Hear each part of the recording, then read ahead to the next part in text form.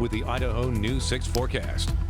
Well, maybe that time of year where you're kind of getting sick of the heat. We got up to 99 degrees in Boise yesterday. We have some big time relief on the way in the form of a cold front that will be moving through a little bit later this afternoon.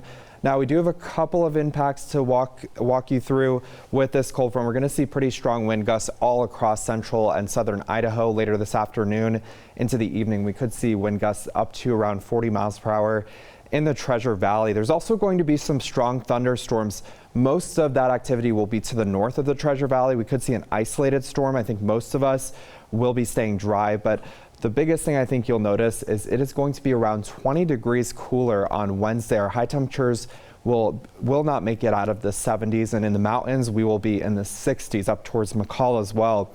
We have red flag warnings all the way from Craters of the Moon to Owyhee County, and that's just because we're going to see that very strong wind later this evening, coupled with a low relative humidity, so that high fire danger across southern Idaho. But even here in the Treasure Valley, we are going to see that higher fire danger with some of these stronger wind gusts. We're slowly watching that wind creeping up this morning, and it will continue to do so right into the afternoon. You can see by around lunchtime, we're looking at 20 to 25 mile per hour sustained winds, but gusting at times up to 40 miles per hour in the Treasure Valley. Into your Wednesday, we will start to see that wind backing off and a calmer day in store, but we are going to see a lot of wildfire smoke pushed ahead of this cold front. So you're going to notice that haze later this evening and into your Wednesday morning. We'll gradually clear that smoke out throughout Wednesday afternoon. But this front is going to be mainly dry for the Treasure Valley. We're not looking at a ton of precipitation, but to the north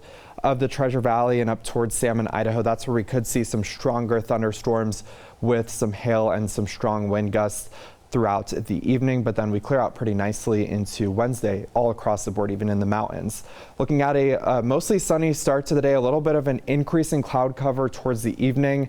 Those temperatures do top out in the lower 90s, but you'll notice in lower portions of the Treasure Valley a little bit cooler because we do see that cold front arriving earlier than areas further to the east.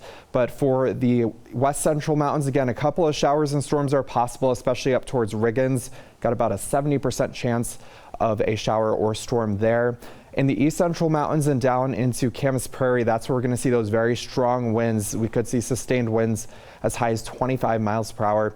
And then the Magic Valley, this is where we're going to see the highest temperatures because that cold front arrives a little bit later, 96 in Twin Falls, so even warmer than yesterday, and we could see a stray shower clipping the area.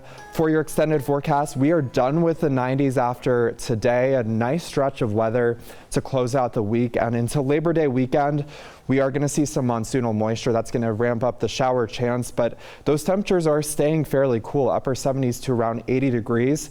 And for the Magic Valley, check out that